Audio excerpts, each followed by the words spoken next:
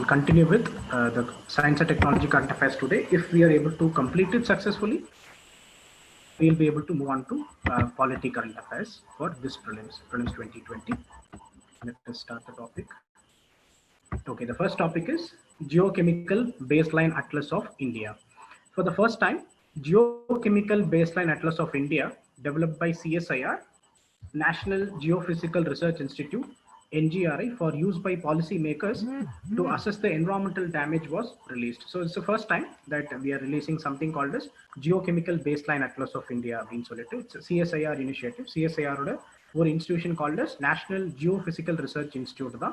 In the geochemical baseline atlas of India release பண்றாங்க and இதோட main motto என்ன அப்படின்னா for use by policy makers to assess environmental damage was released. So எதுக்காக release பண்ணிருக்கோம்னா to assess the environmental damage done by our activity, நம்மளோட industrial ஆக்டிவிட்டினால எவ்வளவு environmental damage இருக்கு அப்படின்னு ஒரு அட்லஸ்ல பிளாட் பண்ற ஐடியாக்கு பேர் தான் geochemical baseline atlas of India அப்படின்னு பேரு. The atlas consists of 45 maps of metals, oxides and elements present in top and bottom soils across India. So India full-ஆ இருக்கக்கூடிய top and bottom soil 45 kind of metals and oxides in the baseline map வந்து represent பண்ண போகுது. The map traces elements from top soil, that is top 25 centimeter depth and bottom soil at 100 centimeter depth from the year 2006 to 2011. So இதோட basic data எங்கிருந்து எடுக்கிறோம்னா 2006 ல இருந்து 2011 வரைக்கும் top சாயில top 25 centimetre டெப்த்துக்கும் பாட்டம் சாயில 100 சென்டிமீட்டர் டெப்த்லையும் எடுத்து நிறைய சாம்பிள்ஸ் எடுத்திருக்கோம் ஆல் ஓவர் இந்தியா. இந்த சாம்பிள்ஸ் எல்லாத்துலேயும் ஒரு அட்லஸ்ல பிளாட் பண்றோம் and that is how we call it as geochemical baseline atlas of India. Now the geochemical data presented in these maps will be a part of global map to be prepared by International Union of Geological Sciences. So இந்தியால eye care இந்த ICAR இந்த CSIR இந்த initiative எடுத்திருக்காங்க. இது வந்து ஒரு global initiative. அந்த global இனிஷியேட்டிவ்க்கு பேரு international union of geological sciences அப்படிங்கிற இன்ஸ்டிடியூஷன் ஒரு குளோபல் மேப் ரெடி பண்றாங்க, ஜியோ கெமிக்கல் மேப்.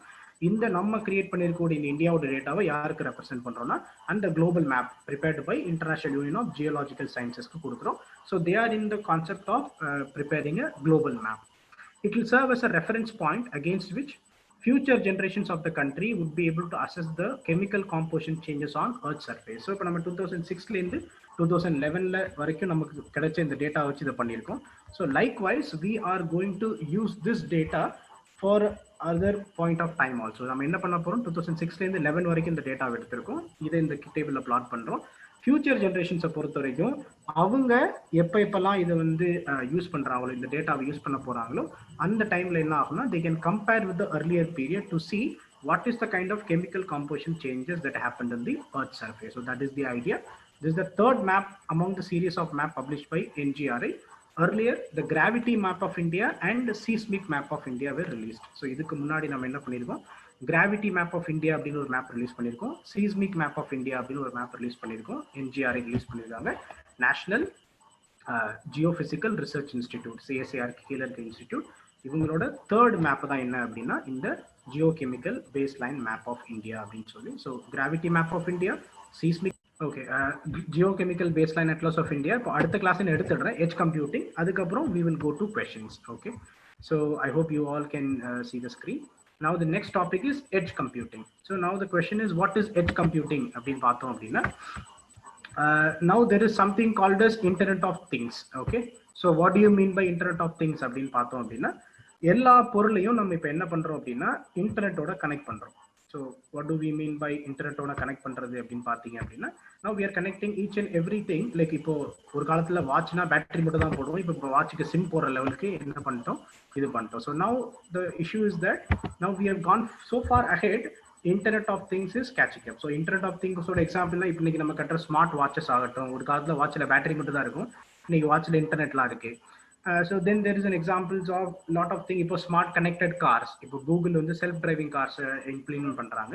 So இந்த மாதிரி there are plenty of things which are connected to internet. So இது எல்லாத்துக்கும் நம்ம காமனா ஒரு விஷயத்தை இன்டர்நெட் கனெக்ட் பண்ணாத பொருட்களை இன்டர்நெட்டோட கனெக்ட் பண்றோம் அப்படின்னா that concept is what we simply called as Internet of Things. இப்போ watches, cars, mobile systems, இது எல்லாத்தையுமே நம்ம we call it as Internet of Things.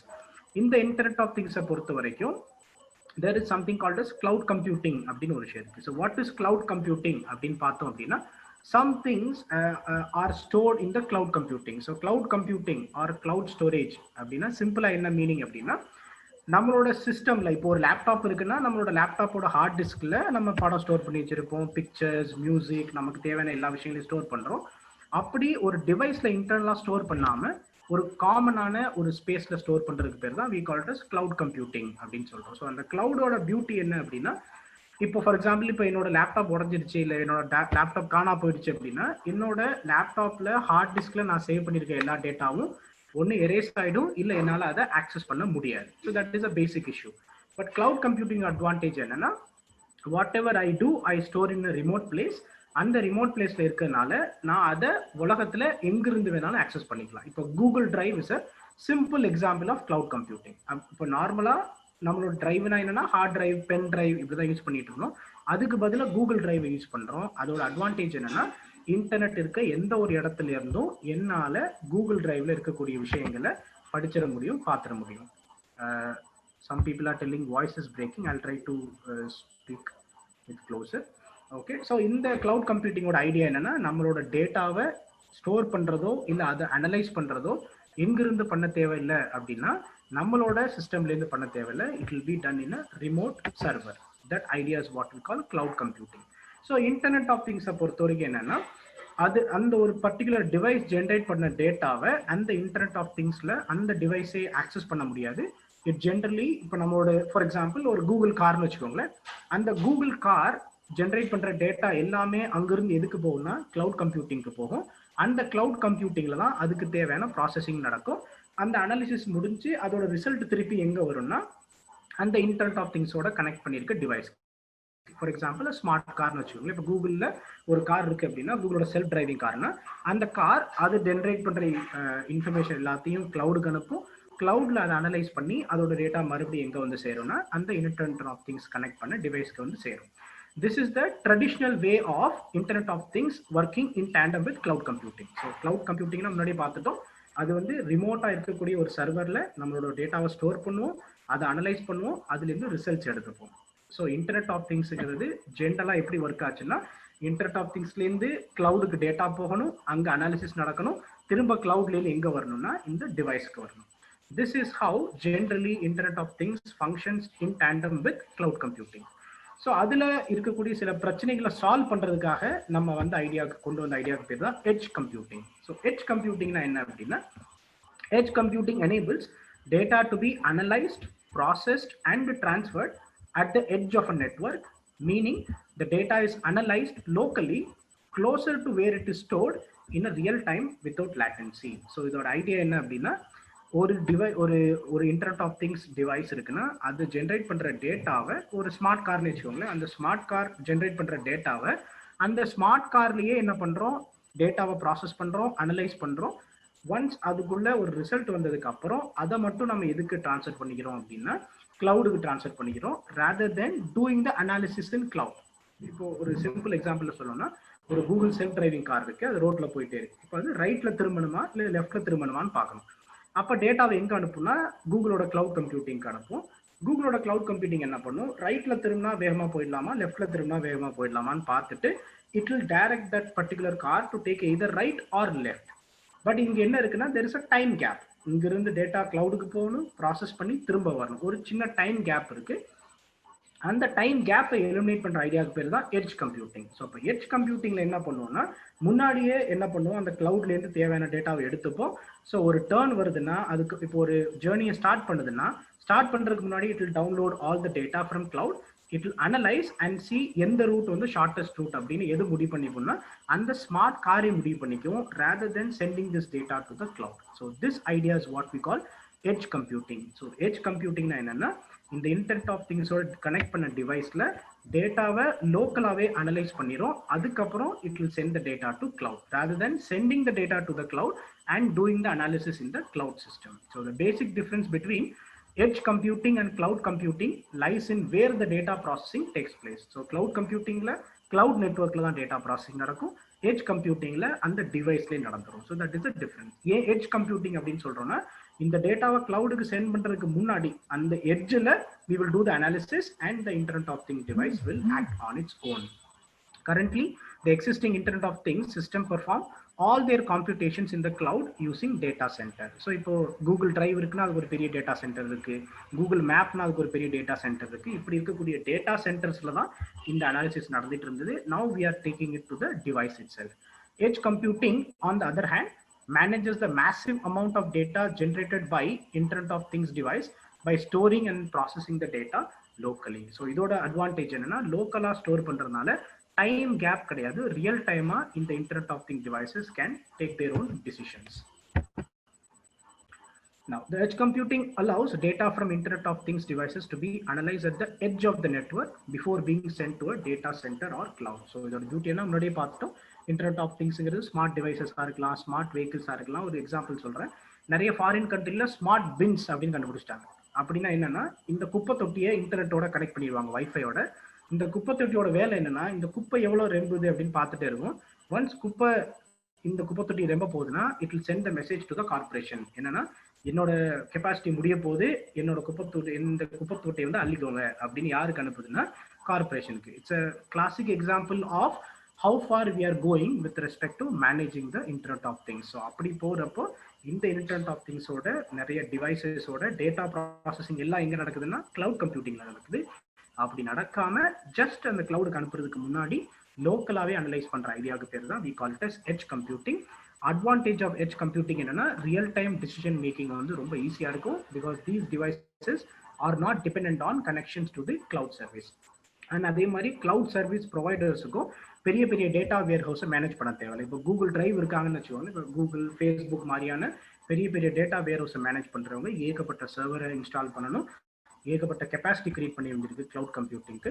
But internet of திங்ஸ்ல லோக்கலாவே அனலைஸ் பண்ணிக்கிட்டு தேவையான டேட்டா மட்டும் கிளவுடுக்கு அனுப்புது அப்படின்னா கிளவுட்ல இருக்கக்கூடிய ஸ்ட்ரெஸ் வந்து குறையும். So this idea is what we call edge computing. But then edge computing is not going to replace cloud computing. ஒரு விஷயம் நம்ம புரிஞ்சுக்கணும், ட்ரெடிஷ்னலாக இன்டர்நெட் ஆஃப் திங்ஸ்லேருந்து கிளவுட் கம்ப்யூட்டிங்க்கு போனால் போதும் அப்படிங்கிற நெட்ஒர்க்ஸ் எல்லாமே இதில் தான் ஒர்க் ஆகும்னா கிளவுட் கம்ப்யூட்டிங்கில் ஒர்க் ஆகும். இல்லை என்னோட இன்டர்நெட் ஆஃப் திங்ஸ் டிவைஸுக்கே இன்னும் கொஞ்சம் கெப்பாசிட்டி, லோக்கல் அனாலிட்டிக்கல் கெப்பாசிட்டி இருக்கணும்னு நான் எதிர்பார்த்தா then I will go for something called as edge computing. So edge கம்ப்யூட்டிங்கிறது ட்ரெடிஷ்னலாக இருக்கக்கூடிய internet of things based on cloud சர்வீஸை விட it is going to make a small change. இந்த சேஞ்ச்னால நிறைய devices will become much more better. And இந்த data சென்டர்ஸை மெயின்டைன் பண்ணுற, இந்த சர்வீஸை மெயின்டைன் பண்ணுற கம்பெனிஸ்க்கு it will become more and more easy. So this idea is what we call edge computing. So ட்ரெடிஷ்னலாக இன்டர்நெட் ஆஃப் திங்ஸ் கிளவுட் கம்ப்யூட்டிங்கில் தான் அதோட அனாலிசிஸ் நடக்கும். பட் அதோட கம்ப்யூட்டிங்கை அந்த லோக்கல் டிவைஸ்லேயே பண்ணுற ஐடியாவுக்கு பேர் we call it as edge computing. Okay, now you can ask questions.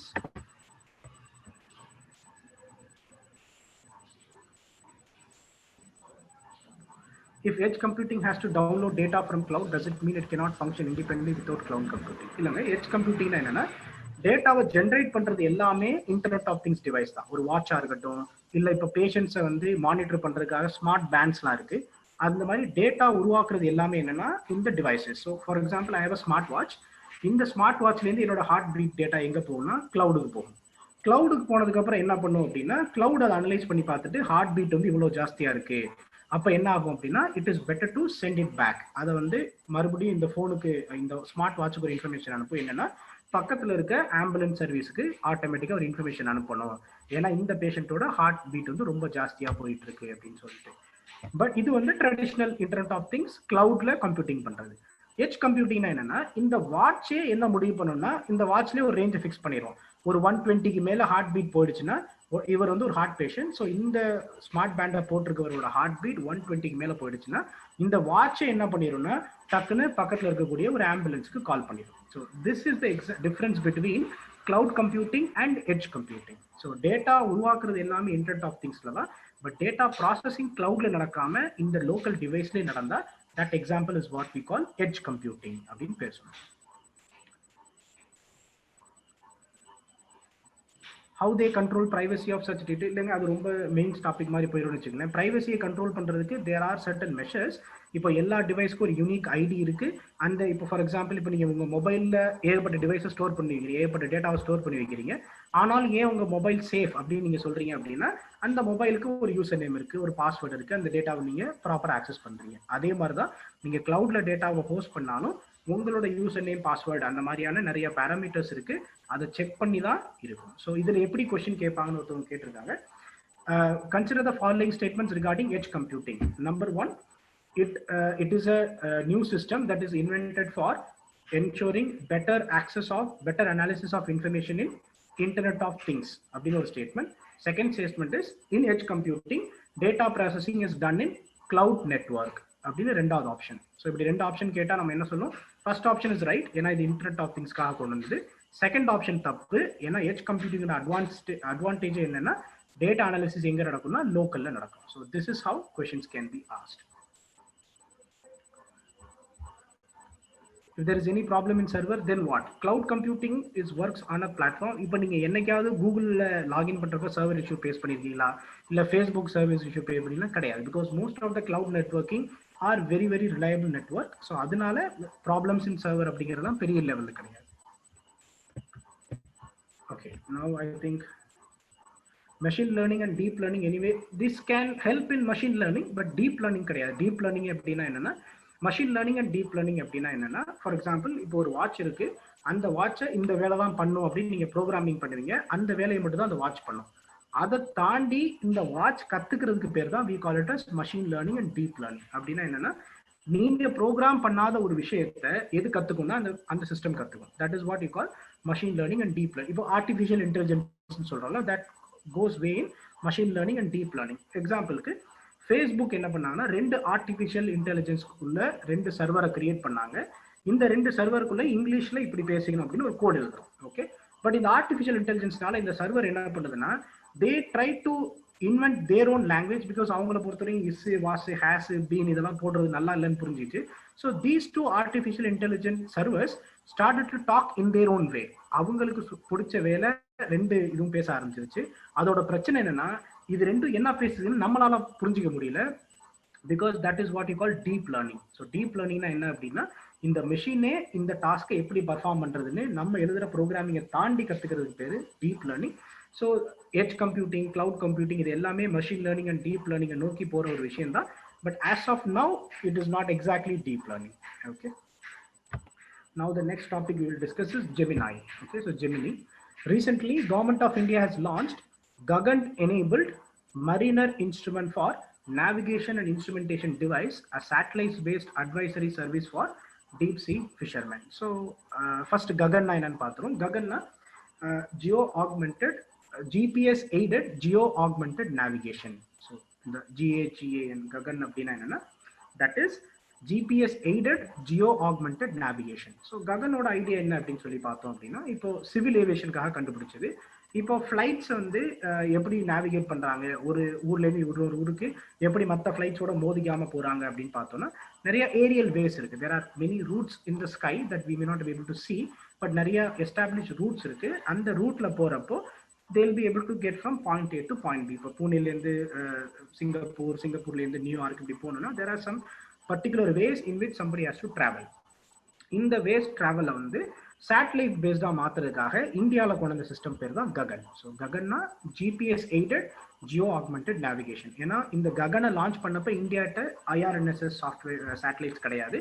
அப்போ ஜிபிஎஸ் டேட்டாவை எடுத்து அதை நம்ம லான்ச் பண்ணியிருக்க சேட்டலைட்ஸ் மூலியமா நம்மளோட இந்தியன் சப்கான்டினென்ட்ல அதை இன்னும் ஹைலி அக்யூரேட் டேட்டாவை மாத்துறது பேர் தான் ககன் அப்படின்னு. இது வந்து சிவில் ஏவியேஷன் மினிஸ்ட்ரியும் airport authority of India and ISRO இவங்க எல்லாரும் சேர்ந்து தயார் பண்ண ஒரு சாஃப்ட்வேர்.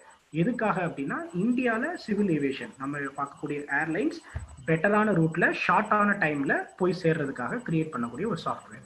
அந்த சாஃப்ட்வேருக்கு இந்த ப்ராஜெக்ட்ல நிறைய அப்ளிகேஷன் இருக்கு. அப்படி ஒரு அப்ளிகேஷனுக்கு பேர் தான் Gemini, that is Gagan enabled Mariner's instrument for navigation and instrument device, a satellite based advisory service for deep sea fishermen. So generally நம்மளோட ஃபிஷர்மேனை பொறுத்த வரைக்கும் பொதுவாக எதை டிபெண்ட் பண்ணியிருக்காங்கன்னா மொபைலை டிபெண்ட் பண்ணியிருக்காங்க. பட் மொபைலை பொறுத்த வரைக்கும் என்னன்னா, ஆஸ் நம்மளோட கோஸ்டல் ஏரியாவில் மட்டும் தான் நம்மளுக்கு டவர் இருக்கு. இப்போ பொதுவாக ஒரு 10-12 கிலோமீட்டர் கடலுக்குள்ள போயிட்டாலே மொபைல் நெட்வொர்க் என்ன ஆகாதுன்னா பெருசாக கிடைக்காது. So that is a problem. So அதை தாண்டி அடுத்த என்ன ஸ்டெப் இருக்கு அப்படின்னா, we have something called as VHF radio அப்படின்னு சொல்றோம். ஸோ இந்த VHF ரேடியோ அப்படின்னா வெரி ஹை ஃப்ரீக்வன்சி ரேடியோ. இது வந்து ஒரு வாக்கி டாக்கி மாதிரி வச்சுன்னா ஹேண்ட் ஹெல்ட் டிவைசஸ்ல பேசுறது. பட் பிரச்சனை என்னன்னா, இதுவுமே 20 கிலோமீட்டர் தாண்டி எஃபிஷியன்ட் கிடையாது. It is not very effective after 20 kilometers. அப்போ கடலுக்கு போயிருக்கக்கூடிய ஒரு ஃபிஷர்மேனுக்கு ஒரு அவசர செய்தியை பாஸ் பண்ணணும் அப்படின்னா the moment they go beyond 20 kilometers it is impractical to generally talk to them. இது வந்து ஒரு பெரிய issue that we have.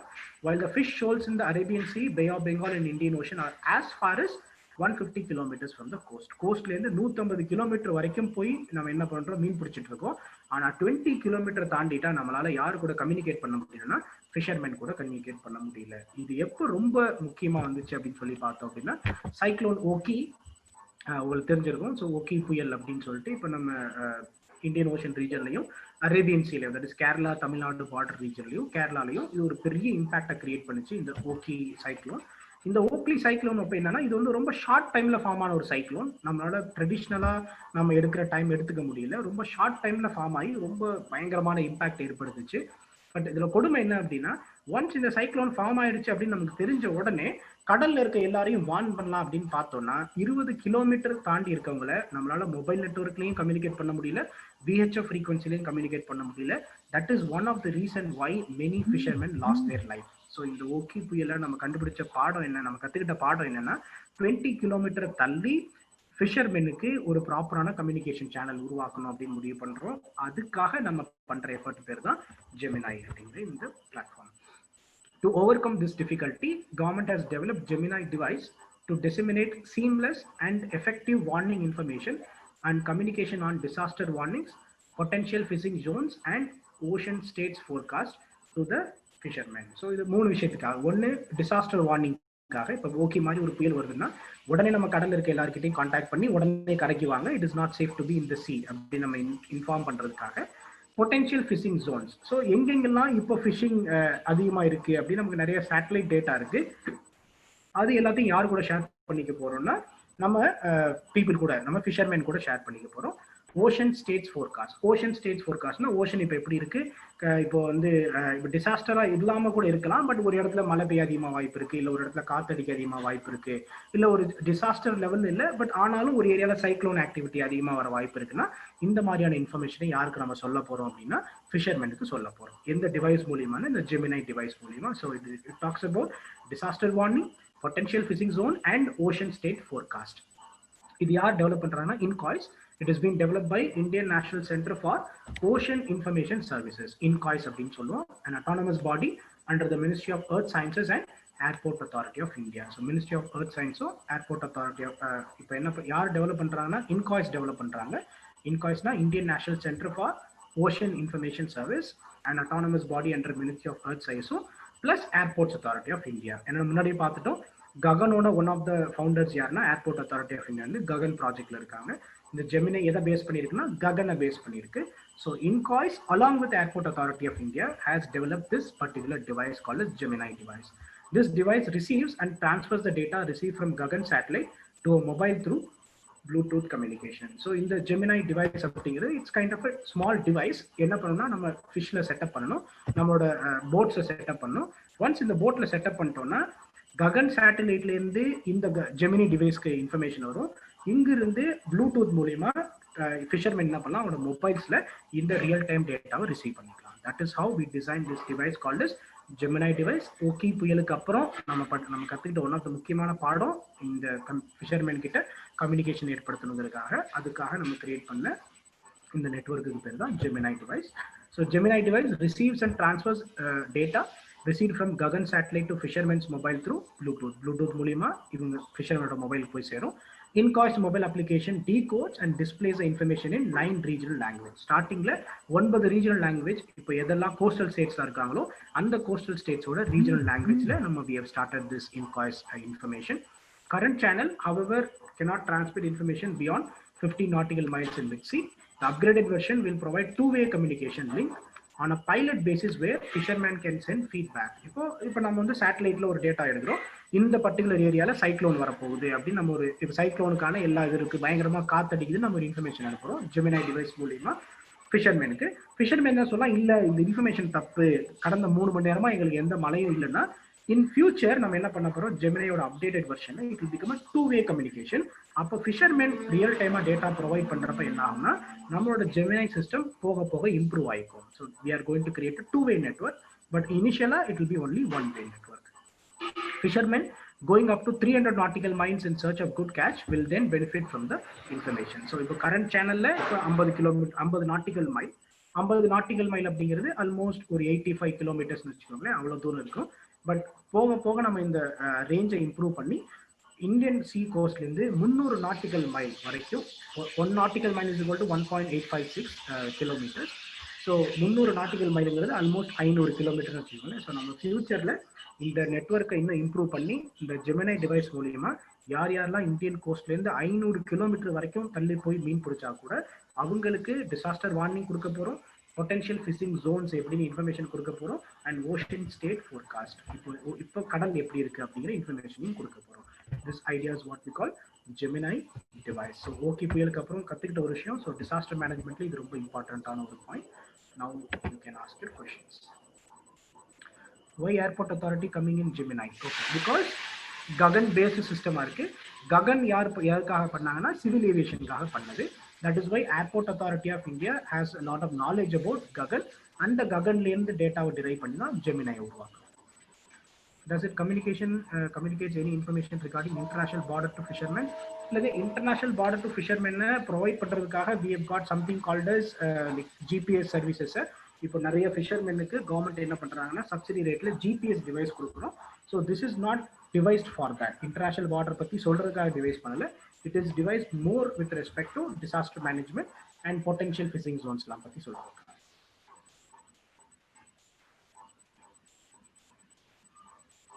When there is already distress alert transmitter being developed by ISRO for the same purpose, will the Gemini device affordable enough from fisherman perspective? So Gemini device பொறுத்தவரைக்கும் cost wise I am very sorry I have not checked much, but most of these devices are heavily subsidized device. ஏன்னா நம்மளோட idea என்னன்னா எல்லாருக்கும் போய் சேரணும் அப்படிங்கிறதுக்காக பண்ற ஒரு இனிஷியேட்டிவ் தான். ஸோ அதனால it should most probably affordable. Distress alert transmitter அப்படின்னு இஸ்ரோ பண்ணியிருக்காங்க. பட் அது வந்து என்னன்னா it is only a stop gap measure. அது வந்து ஒரு two-way communication platform கிடையாது. அது வந்து ரீஜனல் லாங்குவேஜ்ல இன்ஃபர்மேஷன் கொடுக்க முடியாது. அப்படி நிறைய சிக்கல் இருக்கு டிஸ்ட்ரெஸ் அலர்ட் டிரான்ஸ்மிட்டர்ல. That is why we went for Gemini, because it is something which has a lot of potential. ஃபியூச்சர்ல ஜெமினையை நம்ம இன்னும் மோர் அண்ட் மோர் இன்ஃபர்மேஷனை ஃபிஷர்மேன் கொடுக்கறதுக்காக பயன்படுத்திக்கலாம். It will become two-way communication platform also. So that is why Gemini is much more advanced than distress transponder by ISRO.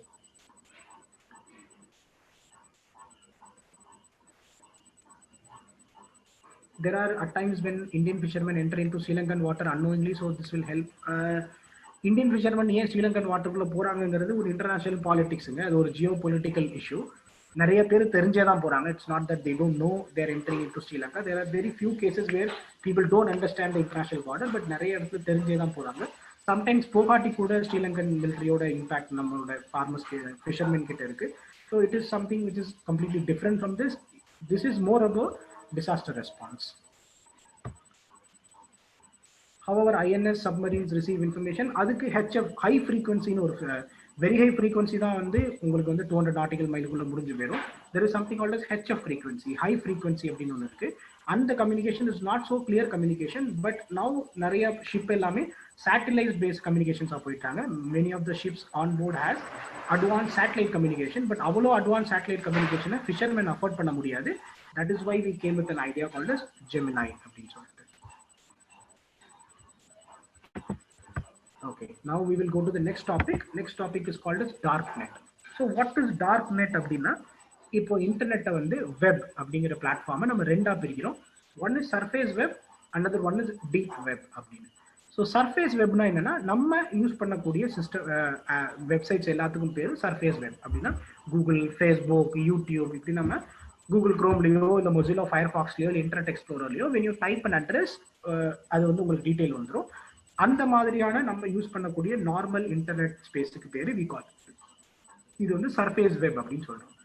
there is something called deep web. Deep வெப்னா என்னன்னா, இப்படி ஒரு இன்ஃபர்மேஷன் வேணும்னா அது வந்து யூசர் நேம் ப்ரொடெக்டடாவோ இல்லை password ப்ரொடெக்டடாவோ இருக்கும். அதை வந்து நீங்கள் டைரக்டா அந்த இன்ஃபர்மேஷனை ஈவன் தோ அது இன்டர்நெட்ல இருந்தா கூட உங்களால அந்த இன்ஃபர்மேஷனை ஆக்சஸ் பண்ண முடியாது. That is what you call deep web அப்படிங்கிறோம். டீப் வெப்போட ஒரு பார்ட் தான் டார்க் நெட் அப்படின்னு தெரியும். ஸோ சர்ஃபேஸ் வெப்னா நம்ம யூஸ் பண்ணக்கூடிய நார்மல் வெப்சைட்ஸ், இது எல்லாத்துக்கும் பேரு சர்ஃபேஸ் வெப். டீப் வெப்னா இதுவும் இன்டர்நெட்ல தான் இருக்கு. உங்களால ஒரு ரெண்டு விஷயம் இருக்கு. டீப் வெப்ல there are some which are protected by username password, some which are dark net அப்படின்னு சொல்றோம். ஸோ டீப் வெப்ல ரெண்டு காம்பனன்ட் இருக்கு. டீப் வெப்னா நார்மல் எக்ஸாம்பிள் என்னோட பேங்க் ஸ்டேட்மெண்ட் இருக்குன்னு வச்சுக்கோங்களேன். என்னோட பேங்க் ஸ்டேட்மெண்ட் வந்து இருக்கும். பட் நான் வந்து கூகுள்ல சர்ச் பண்ணி என்னோட பேங்க் ஸ்டேட்மெண்ட்டை டவுன்லோட் பண்ணி பார்க்க முடியாது. ஏன்னா அதுக்கு எனக்கு பர்டிகுலர் யூசர் நேம் இருக்கணும். அதெல்லாம் போட்டு போய் அதுக்கப்புறம் தான் என்னால் அந்த டேட்டாவை ஆக்சஸ் பண்ண முடியும். That concept is what deep web அப்படின்னு சொல்றோம். இது வந்து transparent part of deep web. அந்த டீப் வெப்ல குறிப்பிட்ட சில பேர் மட்டும் ஆக்சஸ் பண்ணலாம். provided if you have certain means to access it அப்படின்னா is what we call dark net. So dark net அப்படின்னா to say simply what is dark net அப்படின்னா என்னன்னா நார்மலான நம்மளோட கூகுள் குரோமோ இல்ல வந்து மொசிலா ஃபயர்ஃபாக்ஸை யூஸ் பண்ணியோ இந்த சிஸ்டமை நம்மளால ஆக்சஸ் முடியாது. This is something beyond which you cannot do it. அந்த பர்டிகுலர் டார்க் நெட்டை ஆக்சஸ் பண்ண தனியா எக்ஸ்க்ளூசிவான ப்ரௌசர்ஸ் இருக்கு. There are some exclusive browsers. அந்த ப்ரௌசர்ஸை யூஸ் பண்ணி ஒரு பார்ட் ஆஃப் இன்டர்நெட் ஆக்சஸ் பண்ண முடியும். That part is what we call dark net. So surface web எல்லாரும் யூஸ் பண்றது. டீப் வெப்ல ரெண்டு இருக்கு. டீப் வெப்ல லீகல் சைடு ஒன்று இருக்கு. That is what you call websites and documents. And dark net அப்படின்னா இது வந்து ஒரு particular type of browser access பண்ண முடியும். அண்ட் இந்த dark net is something it is ஏன் டார்க் நெட் அப்படின்னு பேர் வைக்கிறோம்னா அது டிரான்ஸ்பரண்ட். மோஸ்ட் ஆஃப் த ஏஜென்சிஸ்க்கு அங்கே என்ன ஆக்டிவிட்டி நடக்குதுன்னு தெரியாது. That is why we call that as dark net. And most of the time இந்த டார்க் நெட்ல என்ன நடக்குது அப்படின்னா இல்லீகல் டிரான்சாக்ஷன்ஸ் நடக்குது. So that idea is what we call dark net. Okay. Dark net, also known as dark web.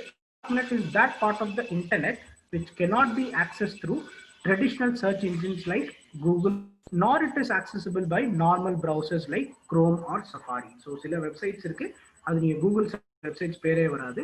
Google குரோம்லயோ சஃபாரிலயோ try பண்ணீங்கன்னா அந்த websites open ஆகாது.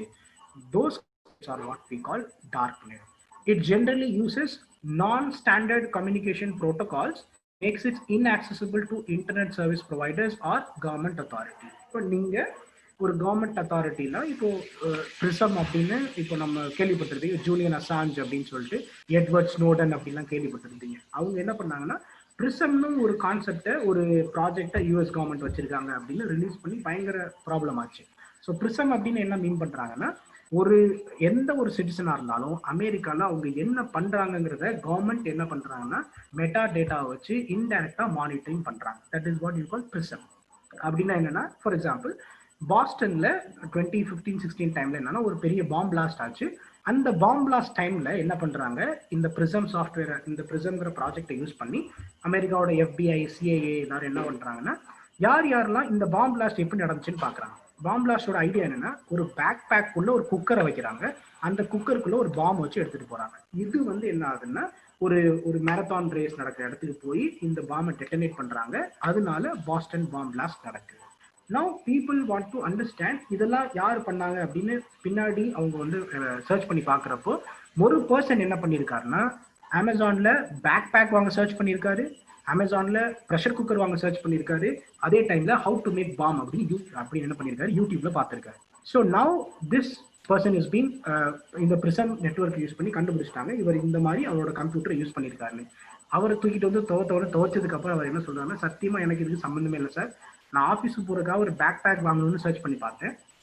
அவங்களோட ஒய்ஃப் என்ன பண்ணியிருக்காங்க, வீட்டுக்கு ப்ரெஷர் குக்கர் வேணும்னு ப்ரெஷர் குக்கரை டைப் பண்ணி பார்த்துருக்காங்க. அன்னைக்கு கிளாஸ்ல பாமை பற்றி அந்த பேரண்ட் பேசவும் அந்த டீச்சர் பேசவும் அவரோட பையன் ஆர்வத்தில் ஹவு டு மேக் பாம் அப்படின்னு யூடியூப்ல போட்டிருக்காரு. இது மூணும் ஒரே டைம்ல நடக்கவும் கொத்தா யாரை தூக்கிட்டு போயிட்டாங்கன்னா இவர் தூக்கிட்டு போய் உதச்சி விசாரிச்சதுக்கு அப்புறம் அவர் சத்தியமா எனக்கு இதுக்கு எந்த சம்மந்தம் இல்லை சார் அப்படின்னு ஒத்துக்கிறாரு. So what happens is that நம்ம நார்மல் இன்டர்நெட் ப்ரௌசர்ல நீங்க என்ன பண்ணாலும் government will know it beforehand. So கவர்மெண்ட்டுக்கு ஃபார் எக்ஸாம்பிள் இது வந்து நீங்க வந்து நக்சலைட் ஆவது எப்படி, நக்சலைட்டுக்கு உதவுவது எப்படி, நக்சலைட்டுக்கு நிதி உதவி செய்வது எப்படி இப்படின்னு தொடர்ந்து நெட்ல சர்ச் பண்ணிட்டே இருந்தீங்கன்னு வச்சுக்கோங்க, திடீர்னு சிபிசிஐடில இருந்து ஒருத்தர் வந்து நீங்க எங்க கெஸ்டா வர முடியுமா அப்படின்னு உங்களை மரியாதையா கூட்டிட்டு போவாங்க. இதெல்லாம் எப்படி நடக்குது அப்படின்னா whatever information that we use in internet is being monitored by government authorities. பொதுவா ஒத்துக்க மாட்டாங்க, பட் ஆனா உண்மை என்ன அப்படின்னா இது நடக்கிறது வந்து ரொம்ப நிச்சயம். Okay, so this is how.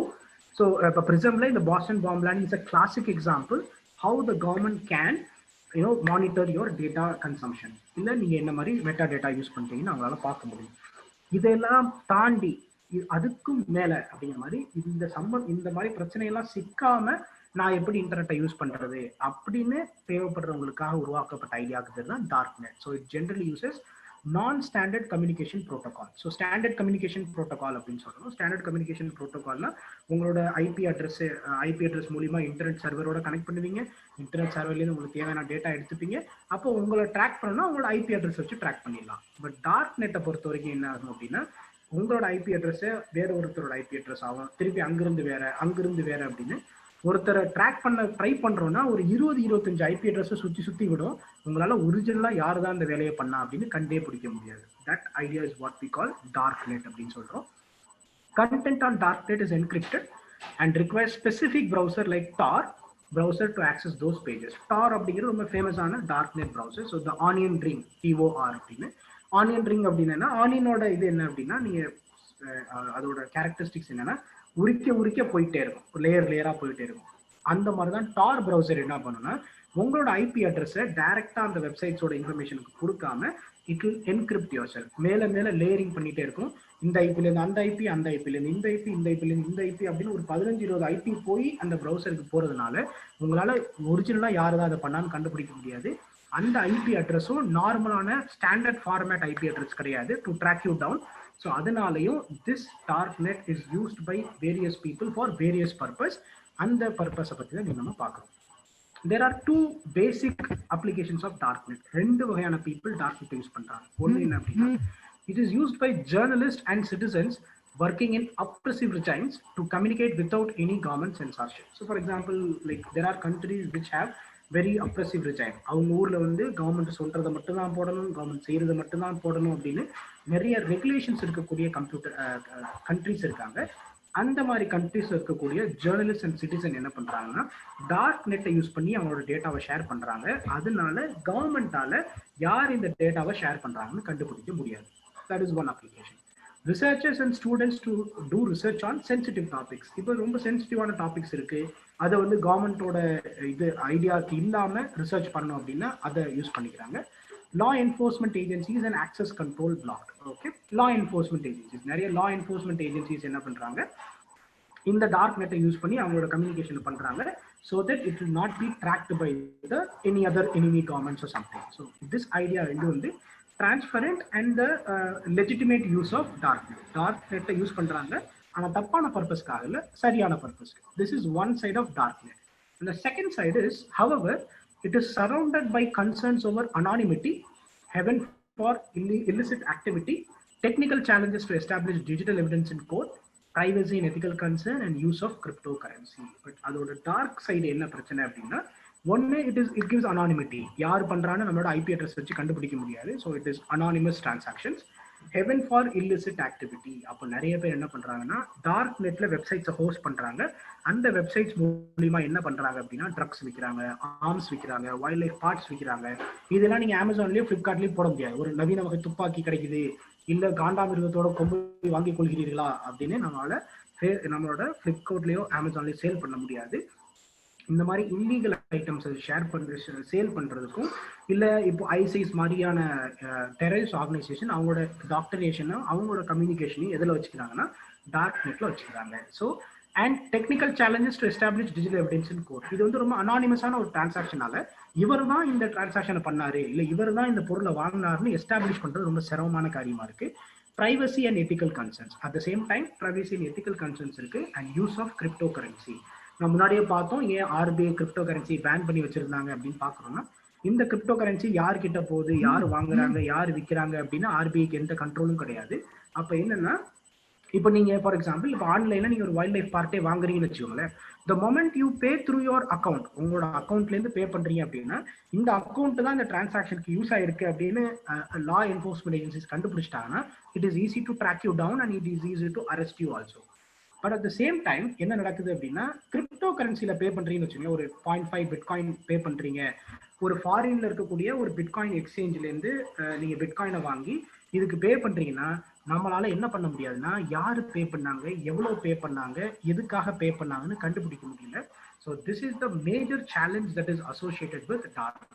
So darknet oda ஒரு பாசிட்டிவ் அப்ளிகேஷன்ஸ் இருக்கு, பட் மெயின் ப்ராப்ளம் என்ன அப்படின்னா, இதோட நெகட்டிவ் என்ன அப்படின்னா, நிறைய இல்லீகல் டெரரிஸ்ட் ஆர்கனைசேஷன்ஸ் ஆகட்டும், இல்ல ஆர்கனைஸ்டு கிரைம் குரூப்ஸ் ஆகட்டும், இல்ல இந்த மாதிரியான இல்லீகல் ப்ராடக்ட்ஸை விற்கிறவங்களாகட்டும், எதை யூஸ் பண்ணிக்கிறாங்கன்னா டார்க் நெட்டை யூஸ் பண்ணிக்கிறாங்க. So that is why dark net is become a big concern for law enforcement agencies of late.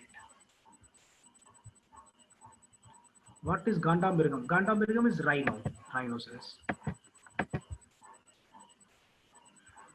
When we use VPN also, we can't find listen. See, VPN use பண்ணி find பண்ண முடியாதுங்கிறது, it is something that is to bypass the existing network. But ஆனா VPN நீங்க bypass பண்ணி VPN use பண்ணி நீங்க internet service avail பண்றீங்கன்னா அது லா என்ஃபோர்ஸ்மெண்ட் ஏஜென்சிஸால கண்டே பிடிக்க முடியாதுன்னு அர்த்தமே கிடையாது. They can very well do it, but darknet is something which is going far beyond. அதையும் தாண்டி அதுக்கும் மேல அப்படிங்கறதுனால it is a challenge for law enforcement agencies to do.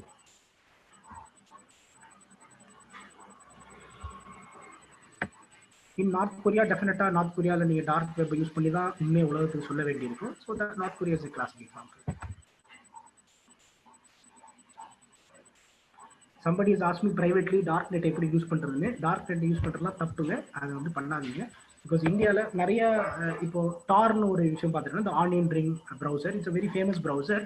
இந்த டார் ப்ரௌசரை யார் கிரியேட் பண்ணதுன்னா யூஎஸோட டிஃபென்ஸ் சர்வீசஸ் தான் கிரியேட் பண்ணாங்க. அவங்களுக்குள்ள கம்யூனிகேட் பண்ணுவாங்க.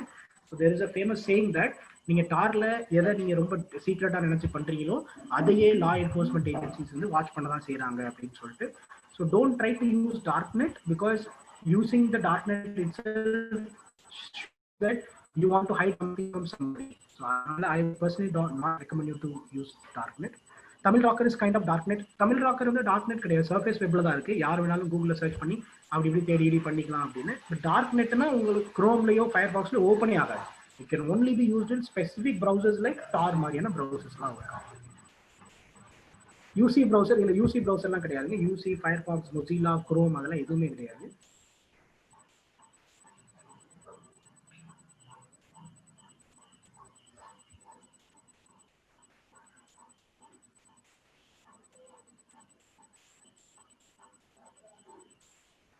இன்காக்னிட்டோ டாபிக் இல்லைங்க. இன்காக்னிட்டோ மோட் அப்படின்னா நீங்க the moment you open an incognito tab ஒரு மெசேஜ் வரும் பார்த்துருப்பீங்கன்னா, the information that is being supplied by you will not be hidden from your employer or your government அப்படின்னா. So incognito மோடுங்கிறது உங்களோட டிவைஸ்ல நீங்க பண்ண ஆக்டிவிட்டியோட history இருக்காது, அவ்வளவுதானே தவிர உங்களோட இன்டர்நெட் சர்வீஸ் ப்ரொவைடருக்கும் சரி கவர்மெண்ட் அஃபிஷியல்ஸ்க்கும் சரி டெஃபினட்டா தெரியும்.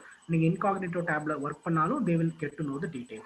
Darknet is something far more beyond incognito mode. ஏன்னா அதை ஒரு சில பர்டிகுலர் ப்ரௌசர்ல மட்டும் தான் ஒர்க் பண்ண முடியும். அந்த ப்ரௌசர்ல தான் அந்த வெப்சைட்ஸே வரும். அந்த வெப்சைட்ஸ் ஆக்சஸ் பண்றதுக்கு you need to have that browser and அதுல உங்களுக்கு எக்ஸாக்டா அதுல வந்து நீங்க பெருசா வந்து சர்ச் இன்ஜின் ஒர்க் ஆகாது. You should exactly know what is the website address of a website to address it, to access it. Why didn't government ban apps like VPN in Play Store? இல்லைங்க, VPN வந்து நீங்க நினைக்கிற மாதிரி தப்பான காரியத்துக்கு மட்டும் பயன்படுத்துறது கிடையாது. விர்ச்சுவல் பிரைவேட் நெட்வொர்க் இப்போ எங்களோட கவர்மெண்ட்ல நாங்க யூஸ் பண்ற நிறைய சாஃப்ட்வேர் எல்லாமே VPN பேஸ்ட். அப்படின்னா என்னன்னா, இந்த கவர்மெண்ட்ல இருக்கக்கூடிய ஒரு க்ளோஸ் நெட் ஆஃப் பீப்புள் மட்டும்தான் டேட்டாவை ஆக்சஸ் பண்ண முடியும். VPN doesn't mean bad, but darknet practically means bad because இந்தியாவில் நிறைய ஜேர்னலிஸ்ட் சுதந்திரம்லாம் இருக்கு. இந்தியாவில் டார்க்நெட் யூஸ் பண்றதுக்கான பெரிய லெவலில் தேவைகள் கிடையாது. Is darknet legally banned in India? Darknet is உலகம் ஃபுல்லா பேன் தாங்க. You're not supposed to use it, but then people use it for their own wishes. So that is the difference between darknet being used. Okay, now அடுத்த ஒரு சின்ன topic பார்த்தலாம். Scientific Social Responsibility, SSR. Okay, there is something called CSR. அப்படின்னா என்னன்னா Corporate Social Responsibility. So CSR ஓட idea எங்க இருந்ததுன்னா, Companies Act 2016 இருந்து நம்ம ஸ்டார்ட் பண்ணோம். So CSR ஓட ஐடியா என்னன்னா, கார்பரேட்ஸ் சோஷியல் ரெஸ்பான்சிபிலிட்டியோட வேலை செய்யணும். அப்போ நம்ம என்ன சொல்றோம், யாரெல்லாம் பெரிய கார்பரேட் கம்பெனிஸோ அவங்களோட ப்ராஃபிட்ல ஒரு 2% தனியாக ஒதுக்கி வைக்கணும். அந்த பணத்தை நீங்க என்ன பண்ணணும் அப்படின்னா சோஷியல் ரெஸ்பான்சிபிலிட்டிக்காக செலவு பண்ணணும். இப்போ நிறைய கம்பெனிஸ் பார்த்துருப்பீங்க, பக்கத்தில் இருக்க ஸ்கூல் கட்டி கொடுப்பாங்க, இல்லை பக்கத்தில் ஒரு ஹாஸ்பிட்டல் கட்டி கொடுப்பாங்க, இல்லை வந்து கிரவுண்ட் வாட்டருக்காக நிறைய வெல்ஸ் கட்டி கொடுப்பாங்க, இல்லை பம்ப்ஸ் கட்டி கொடுப்பாங்க, இல்லை ஸ்கூல்ஸில் வந்து ட்ரிங்கிங் வாட்டர் ஃபெசிலிட்டி கட்டி கொடுப்பாங்க, இல்ல ரெஸ்ட் ரூம்ஸ் கட்டி கொடுப்பாங்க. So this idea is what we call corporate social responsibility. So இந்தியாவில் CSR 2016 கம்பெனி ஆக்ட் அமெண்ட்மெண்ட்க்கு அப்புறம் வந்தது. இதோட ஐடியா என்ன அப்படின்னா, கம்பெனிஸ் சோஷியல் ரெஸ்பான்சிபிலிட்டிக்காக ஏதாவது அவங்களே டைரக்டா கான்ட்ரிபியூட் பண்ணணும். இப்போ அவங்க பே பண்ற டாக்ஸ் கவர்மெண்ட்டுக்கு வருது, கவர்மெண்ட் இந்த ஆக்டிவிட்டியை பண்றாங்க, இருந்தாலும் கம்பெனிஸும் இதை டைரக்டா பண்ணணும். அப்படி பண்ணா கம்பெனிஸ்க்கு இந்த சோஷியல் ரெஸ்பான்சிபிலிட்டி மேல ஒரு பெரிய ஆர்வம் வரும் அப்படிங்கிறதுக்காக நம்ம ஸ்டார்ட் பண்ண ஐடியா பேர் CSR. It is fairly successful scheme in India. So அந்த ஐடியாவில் நம்ம கொண்டு வர அந்த மாடல்ல நம்ம கொண்டு வர ஐடியா பேர் தான் scientific social responsibility. So Department of Science and Technology has released a draft for its proposed scientific social responsibility policy. இந்தியால scientific social responsibility policy-க்காக Department of Science and Technology ஒரு draft கொண்டு வந்திருக்காங்க. India is going to be possibly the first country in the world to implement a scientific social responsibility policy on the lines of corporate social responsibility. CSR-ங்கிறது இந்தியாவோட invention கிடையாது, western கண்ட்ரீஸோட invention தான். But அந்த மாடல்ல India ஒரு idea create பண்றோம். அந்த ஐடியாவுக்கு தான் என்ன பேருன்னா சயின்டிபிக் சோஷியல் ரெஸ்பான்சிபிலிட்டி அப்படின்னு பேரு. It is a confluence of scientific knowledge with visionary leadership and social conscience. So idea என்னன்னா, ஒன்று சயின்டிபிக் நாலேஜ் நம்ம கிட்ட இருக்கு, அதை ஒரு விஷனரி லீடர்ஷிப்போட எடுத்துட்டு போகணும். அது என்ன பண்ணணும், சோஷியல் கான்சைன்ஸ் இருக்கக்கூடிய ஒரு இனிஷியேட்டிவா பண்ண போறோம். This idea is what we call CSR. ஸோ இந்த SSR, it aims to encourage science and technology institutions and individual scientists in the country to proactively engage in science outreach activities to connect science with the society. So இந்தியாவில் ஒரு பெரிய பிரச்சனை என்ன அப்படின்னா, scientific டெம்பரை பற்றி நம்ம என்ன பண்ணியிருக்கோம், கான்ஸ்டியூஷன்லேயே பற்றி பேசியிருக்கோம். பட் இருந்தாலும் இன்னமும் நிறைய பாப்புலேஷனுக்கு சயின்டிபிக் டெம்பரை பற்றியோ இல்லை இருக்கக்கூடிய சயின்ஸோட அப்ளிகேஷன்ஸ் பற்றியோ பெருசாக தெரியறது கிடையாது. ஸோ ஐடியா என்ன அப்படின்னா, important science and technology institutions like IITs, IIMs, research institution like CSIR, ICAR, இப்போ CCMB, இந்த மாதிரியான சயின்ஸ் அண்ட் டெக்னாலஜி இன்ஸ்டிடியூஷன்ஸும் இண்டிவிஜுவல் சயின்டிஸ்டும் இண்டிவிஜுவல் டாப் சயின்டிஸ்டும் இந்த country to proactively engage in science outreach activity. இதோட ஐடியா என்னன்னா, சயின்ஸ் அவுட்ரீச் ஆக்டிவிட்டி ஸ்டூடெண்ட்ஸ் ஆகட்டும், ஜென்ரல் பப்ளிக் ஆகட்டும், இந்த அவங்க பண்ற ரிசர்ச்சை பற்றி, அவங்க பண்ற சயின்ஸை பற்றி எடுத்து சொல்லணும். To connect science with the society. So idea என்னன்னா, நம்மளோட சொசைட்டியில் நிறைய சயின்டிபிக் டெம்பர் இருக்கணும், நிறைய பேர் சயின்ஸை பற்றி நிறைய தெரிஞ்சுக்கணும் அப்படிங்கிற ஐடியாவில் தான் இந்த சயின்டிபிக் சோஷியல் ரெஸ்பான்சிபிலிட்டி கொண்டு வரும். யார் யாருக்குன்னா, both science and technology institutions as well as individual scientist. The main objective of SSR policy is to harness the voluntary potential that is latent in the country's scientific community to strengthen science and society linkage. Idea என்னன்னா, இந்த science and technology institutions ஆகட்டும் அல்லது individual scientist ஆகட்டும், இவங்களோட voluntary potential, இப்போ இவங்களுக்குள்ள நிறைய information இருக்கு, நிறைய செய்திகள் இருக்கு, அது அந்த voluntary பொட்டன்ஷியலை country scientific community to strengthen science and society linkage. நம்ம பண்ற ரிசர்ச்சுக்கும் சொசைட்டிக்கும் ஒரு லிங்க் கிரியேட் பண்ணணும். ஃபார் எக்ஸாம்பிள், இஸ்ரோவை பற்றி இந்தியாவில் இருக்க ஆல்மோஸ்ட் எல்லா பீப்புளுக்கும் தெரியும். ஒரு சேட்டலைட் லான்ச் பண்ணால் சந்தோஷப்படுறோம். இப்போ இந்தியா வந்து ஒரு சந்திரயான் 2 மிஷன் வந்து நம்மளோட லேண்டர் ஃபெயில் ஆனப்போ மொத்த இந்தியாவே வருத்தப்பட்டுச்சு. So that is a classic example how you take the science to the society. Once நீங்கள் இந்த சயின்ஸை சொசைட்டிக்கு எடுத்துகிட்டு போயிட்டீங்கன்னா இட் இன்ஸ்பயர்ஸ் பீப்புள். இப்போ நம்மளோட இந்தியாவோட டாப் சயின்டிஃபிக் இன்ஸ்டிடியூஷன் இருக்கக்கூடிய டாப் லீடர்ஸ் எல்லாமே ரொம்ப ஹம்பிளான பேக்ரவுண்ட்லேருந்து வந்தவங்க தான். இப்போ ஸ்ரீ அப்துல் கலாம் சார் ஆகட்டும், இல்லை வந்து மயில்சாமி அண்ணாதுரை ஆகட்டும், இப்போ வந்து சிவன் ஆகட்டும். ஸோ இந்த மாதிரி பெரிய பெரிய ப்ரொஃபஸர்ஸ், பெரிய பெரிய சயின்டிஸ்ட் எல்லாமே ரொம்ப ஹம்பிளான பேக்ரவுண்ட்லேருந்து வந்தவங்க தான். So the idea is to inspire the young students and the society to understand science. அந்த ஐடியாவுக்கு பேர் தான் scientific social responsibility, so as to make science and technology ecosystems vibrant. இதுக்காக நம்ம என்ன பண்ணிருக்கோம், 4 ஆஸ்பெக்ட்ல இந்த சயின்டிபிக் சோஷியல் ரெஸ்பான்சிபிலிட்டியை பண்ண போறோம். Number 1, science to society connect. இந்த சயின்ஸ் டு சொசைட்டி கனெக்ட்ல இந்தியாவோட டாப் ரிசர்ச் இன்ஸ்டிடியூஷன்ஸ் என்ன பண்ணுவாங்கன்னா, சில டேவை பப்ளிக் டேவை அனௌன்ஸ் பண்ணுவாங்க. அந்த பப்ளிக் டேல எந்த ஒரு ஜென்ரல் பப்ளிக்கும் போய் அவங்களோட ரிசர்ச்சை பத்தி தெரிஞ்சுக்கலாம். இப்போ நீங்க இப்போ நிறைய பேர் கேள்விப்பட்டிருப்பீங்க, இப்போ இஸ்ரோவோட நிறைய சேட்டலைட் லான்ச் பண்றதுக்கு நிறைய ஸ்டூடெண்ட்ஸ்க்கு இன்விடேஷன் தருவாங்க. ஸோ அந்த மாதிரி science society connect is all about these science and technology institutions and individual scientists going to the society to explain what is the kind of work they are doing. So இதனால சொசைட்டிக்கு ஒரு அவேர்னஸை கொண்டு வரும். ரெண்டாவது, science connect. Science கனெக்ட்னா என்ன அப்படின்னா, there is something called as cross research அப்படின்னு ஒரு கான்செப்ட் இருக்கு. ஸோ இது வந்து கிராஸ் ஜூரிஸ்டிக்ஷனல் ரிசர்ச் அப்படின்னு சொல்லுவாங்க. இல்லை இந்த அப்படின்னா என்னன்னா, இப்போ ஃபிசிக்ஸ்ல கண்டுபிடிக்கிற ஒரு விஷயம் வந்து கெமிஸ்ட்ரியில் ரொம்ப யூஸ்ஃபுல்லாக இருக்கும். கெமிஸ்ட்ரியில் நம்ம கண்டுபிடிக்கிற ஒரு விஷயம் வந்து பயாலஜிக்கு யூஸ்ஃபுல்லாக இருக்கும். இப்படி நம்ம கண்டுபிடிக்கிற விஷயத்த அந்த பர்டிகுலர் ஃபீல்டில் மட்டும் இல்லாமல் வேற ஃபீல்டில் இம்ப்ளிமெண்ட் பண்ணுறப்போ it provides much more better application. For example, இப்போ அப்துல் கலாம் சாரோட ஒன் ஆஃப் த பிரைம் அவரோட கரியரோட ஹைலைட்ஸை பற்றி எப்போ நீங்கள் உங்கள் கரியரில் ரொம்ப சந்தோஷப்பட்டீங்க அப்படின்னு கேட்குறப்போ he tells about one event where இப்போ சேட்டலைட் லான்ச்சில் as you all know வெயிட்டுங்கிறது ரொம்ப இம்பார்ட்டண்ட்டான ஒரு பெர்ஸ்பெக்டிவ். எவ்வளோ லைட்டாக ஒரு மிஷினை டிசைன் பண்ணுறீங்களோ அவ்வளோதான் அது காஸ்ட் எஃபெக்டிவாக இருக்கும். அதுக்காக நிறைய மெட்டீரியல்ஸை கண்டுபிடிச்சிட்டே இருப்பாங்க. They will find out some more and more strong but light materials கண்டுபிடிப்பாங்க. இந்த மெட்டீரியல் கண்டுபிடிச்சப்போ தே குட் அண்டர்ஸ்டாண்ட் இப்போ கை கால் சரியில்லாத பசங்களுக்கு அவங்களுக்கு வந்து இப்போ நம்ம ஹார்னஸ் போடுறாங்கல்ல, இப்போ செயற்கை கால் பொறுத்துறாங்கல்ல, அப்படி அந்த செயற்கை கால் கையெல்லாம் பொறுத்துறப்போ தேர் பிரிட்டி ஹெவி. ஏன்னா அது ரொம்ப ஸ்ட்ராங்காக இருக்கணும், அவங்களோட வெயிட்டை ஹோல்ட் பண்ணணும். அப்படிங்கிறப்ப அது வந்து ரொம்ப ஹெவியான ஒரு மெட்டீரியலாக இருக்கு. இந்த ராக்கெட் சயின்ஸ்க்காக அவங்க பண்ண ரிசர்ச்ல they were able to find some very light materials. அந்த மெட்டீரியல்ஸை யூஸ் பண்ணி அவங்க வந்து இந்த ஆர்டிஃபிஷியல் லிம்ஸை தயாரிச்சப்போ அது வந்து அந்த குழந்தைங்களுக்கு ரொம்ப ஈஸியாக இருந்தது.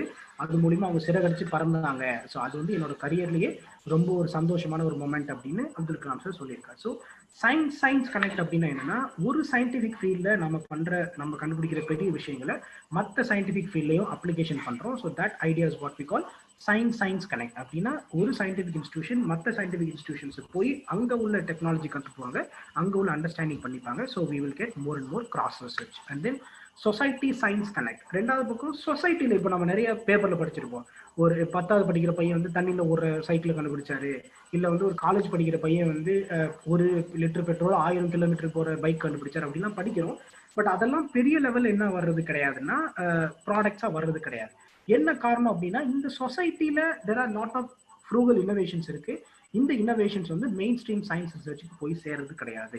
ஸோ அப்போ இந்த சயின்டிஃபிக் சோஷியல் ரெஸ்பான்சிபிலிட்டியில் ஒரு ஆஸ்பெக்ட் என்ன ஓப்பன் பண்ணுறோம்னா, இந்த மாதிரி யாரெல்லாம் சொசைட்டியில் I am good at something, I know something அப்படின்னா அதை நீங்கள் இந்த இன்ஸ்டியூஷன்ஸ் கூட ஷேர் பண்ணிக்கலாம். So your research can come in to the main stream aspects also. And the cultural change. இது இல்லாமல் சயின்டிஸ்ட்னா வந்து பெருசாக மீளை வளர்த்துக்கிட்டு மீசை வளர்த்துக்கிட்டு பெருசாக தாடி வளர்த்துட்டு வீட்டுக்குள்ளேருந்து வெளியே வரமாட்டாங்க, மக்களை சந்திக்கவே மாட்டாங்க, அவங்கள்ட்ட பேசவே முடியாது அப்படிங்கிற கல்ச்சுரல் பேரியர்லாம் உடைச்சிட்டு நம்ம என்ன பண்ணுறோம், இண்டிவிஜுவல் சயின்டிஸ்ட்டை யூ கோ டு த சொசைட்டிக்கு போங்க, ஸ்டூடெண்ட்ஸை பாருங்கள், ஜென்ரல் பப்ளிக்கு பாருங்கள், அவங்கக்கிட்ட இதை பற்றி பேசுங்க, உங்களோட ரிசர்ச்சை பற்றி பேசுங்க, அவங்களுக்கு இந்த ரிசர்ச்லேருந்து என்ன பிரோஜனம் கிடைக்கும்னு பாருங்கள், அவங்க எவ்வளோ இன்ட்ரெஸ்டாக இருக்காங்கன்னு பாருங்கன்னு ஒரு கல்ச்சுரல் சேஞ்ச் கொண்டு வரோம். இது மூலிமா scientific institutions and individual scientist மக்களுக்கு போய் சேருவாங்க, மக்களோட ஐடியா இந்த மாதிரி பெரிய சயின்ஸ் இன்ஸ்டிடியூஷன்ஸ்க்கு போய் சேரும். So this two-way communication is what we are trying to do through something called as scientific social responsibility. So இவ்வளோ தெரிஞ்சா போதும் ப்ரிலிம்ஸுக்கு. மெயின்ஸுக்கு இந்த பாலிசியோட டிராஃப்ட்ல கொஞ்சம் ஹைலைட்ஸ் பற்றி படிக்க வேண்டியிருக்கும். But for prelims perspective this is well and truly good enough scientific social responsibility. Hope you could understand. So we will be able to take questions.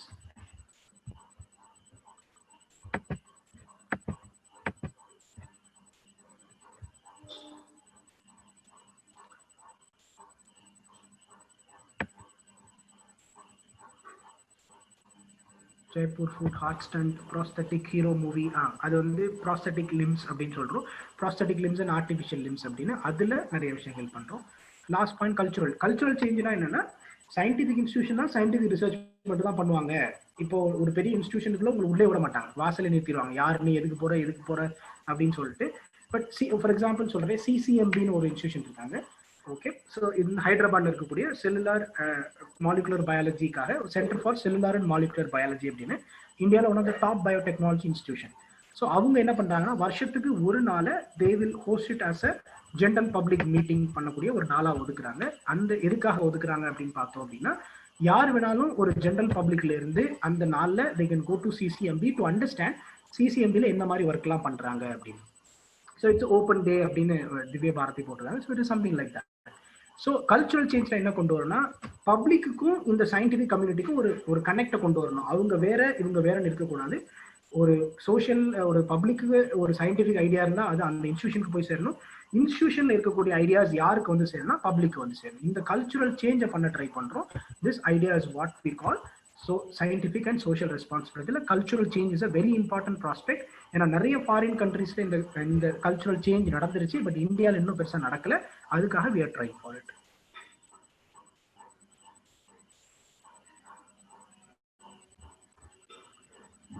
Okay. Kailash Ramachandar போட்டிருக்காங்க. Sci-fi movies வந்து இப்போ இந்தியாவில் அதிகமாக வந்துட்டு இருக்கு அப்படின்னு. It's definitely a way to for the mass to understand. இப்போ mission to mass, Mangalyaan அப்படின்னு ஒரு படம் வந்தது. இப்போ தமிழில் கூட டிக் டிக் டிக்னு ஒரு படம் வந்தது. அதெல்லாம் ரொம்ப சயின்டிஃபிக்கான ஒரு எக்ஸ்பிளனேஷன்ஸ் கிடையாது அந்த டெக்னாலஜிக்கு.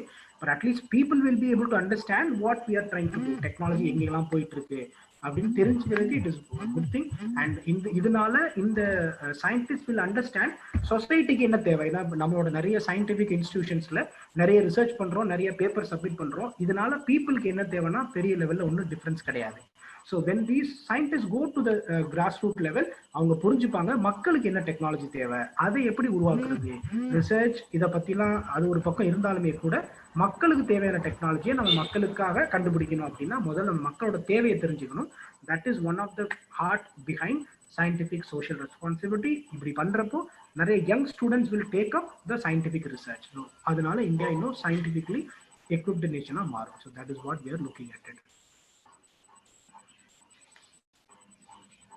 Okay, there is already institution like Tamil Nadu science forum. இப்படி நிறைய சயின்ஸ் ஃபோரம்ஸ் இருக்கு.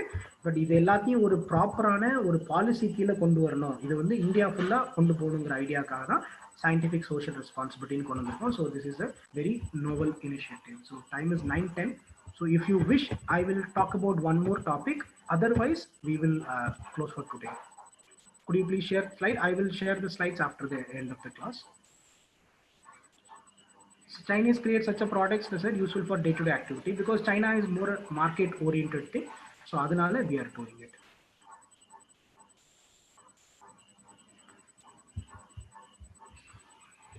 Okay, so some people are telling us அதிகபட்சம் 5 நிமிஷம் எடுத்து கூட எடுத்துக்க மாட்டேன். It's a small thing.